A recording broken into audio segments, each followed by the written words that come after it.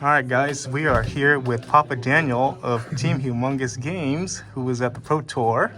He did go 3-1 in CC for day one of the Pro Tour, but then he bombed draft. Shit format. Hybrid format suck. No skill. But yeah, here's his deck tech, and he's going to explain what he plays and matchups he has. So, all you. So I played a Bravo Showstopper to the. I brought him to the Pro Tour. He was the deck I'm most comfortable with, and after some testing, I ended up with a Lexi plan that I really enjoyed. Also having game and all my other good matchups in the mirror. Really quickly, I've got like the staple reds for this format. We play Cripplings for Disruption, Pulverize against Lexi, actually, in my plan, and Great in the Mirror and any other slow matchups or matchups we have to beat down. Spinal needs no introduction, threaten to take away their go again. These decks are going wide. CNC blows up their arsenals. Chokeslam, pretty important as a lower cost card that disrupts them by removing power. And Pummel. All of these almost always stay in every game. Pulverize, except maybe if you're expecting disruption, so it kind of gets harder to see. I took it out against the Assassins mainly, and when Lexi was more ice-based, I'd have to take it out. Sigils would be for Wizards. I liked it against Uzuri because they just want to CNC you like 9 times a game between CNCs and leave no witnesses. Kind of bait them by having it in arsenal. But you do kind of have to draw it early. And then Zell's Belting, great for matches you have to be the beatdown. And obviously Sink Belows, which we actually side out against Lexi. But I'll talk about that later. But great into almost every other aggro deck, and good in the mirror to help stop crushes, and good against Uzuri also because you can swap it in before they reveal CNC. The blues are all the boring staple blues. I'm not playing any staunch responses, keeping unmovables in. They're all just 3-ofs, Terra Sunders. Probably the best blue in the deck because they threaten disruption and can go on your attack actions or your hammer. Playing the blue pummels, those go in and out depending on build. I think for this meta, you kind of need them to just be able to threaten disruption even on blue flood hands. Speaking of blue flood hands, that's kind of why I have only two copies of Thump in the deck. They kind of help you chain your disruption effects together, because a problem that Bravo always has is you're kind of become the dog that caught the car. You can grab tempo and then just give it up immediately by just drawing an all blue hand that can't disrupt or threaten big damage. So Thump, you can bluff the pummel by floating 2, pitching 2 blue cards to it. And they either have to respect it or try and call you out. And honestly, the best play pattern is never bluff it, just always have it. So if you have it with no pummel, and even with blue pummel, I don't like using it. If you have it with no red pummel, just block out that turn, and that's kind of the Bravo lifestyle. That's kind of what you have to do. And then I also have only 2 copies of Last Ditch Effort. I was expecting Fatigue Old Hymns, but I ended up not playing any Old Hymns at all. And eventually, as the tournament went on, I kind of realized there was a lot of mid-range Old Hymn, because I think they were expecting bad matchups into the rest of the field. So I think Last Ditch Effort is cuttable. It was kind of cute, but if I fought any Fatigue Old Hymns, I would have loved to have it.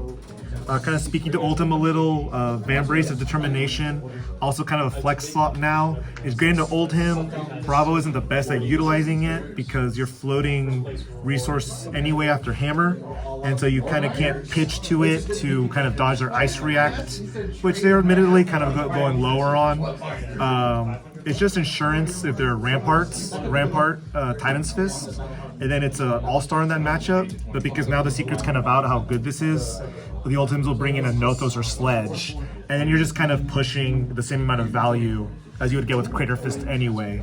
So Vambrace is kind of cuttable in Bravo now, unless you know you're going to face a Titan's Fist Rampart Oldhim.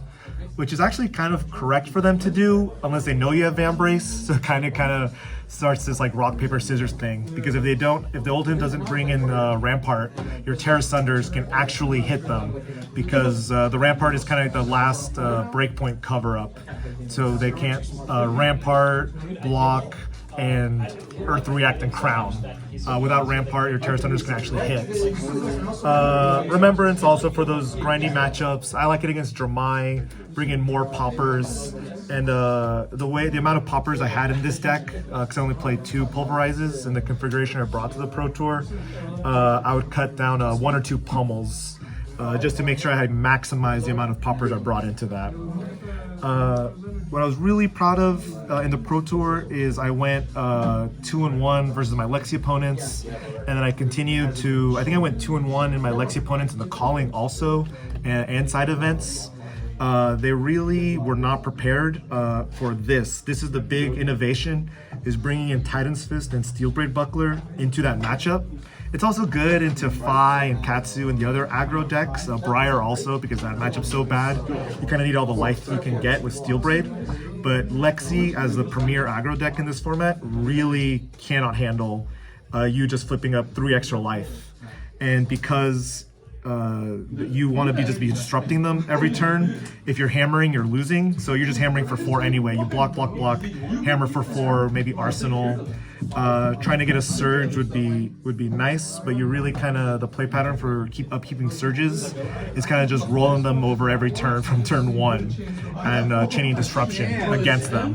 I came to the conclusion of citing out Sink Belows against them, which is kind of counterintuitive. You think you need the D-reacts to help block from Arsenal and to cover up all their on-hit effects. But now that they're not taxing you as much with Frostbites and forced pitch, you're actually kind of more free to just beat down, and Pulverize is infinitely more playable into them. So by siding out Sink Belows and playing all 43 blues, siding out Zealous, because you're not that much beat down into them, you want disruption. Siding out Sigils, because they don't do anything in the matchup. Just with these premier reds, all your blues, Steelblade and Titan's Fist, the matchup kind of got flipped back into being way more favorable for Bravo, especially if they're not expecting it. You need 43 blues because you are playing Pulverizes against them, so you want the maximum chance of being able to play any red you draw, disruptive red you draw, and being able to heave your Pulverizes. The kind of one concession I had to make is that your Steelblade Bucklers force you to play Titan's Fist, which then makes your Terra Sunders worse. But if they're not playing Perch Grapplers, which a lot of them didn't, eventually the Terra Sunders, even though it's only coming in for 5 because it's Dominate, they still can't block it out unless they do like crazy Art of War tricks, but then they're wasting their Art of War, so you kind of win that turn cycle anyway.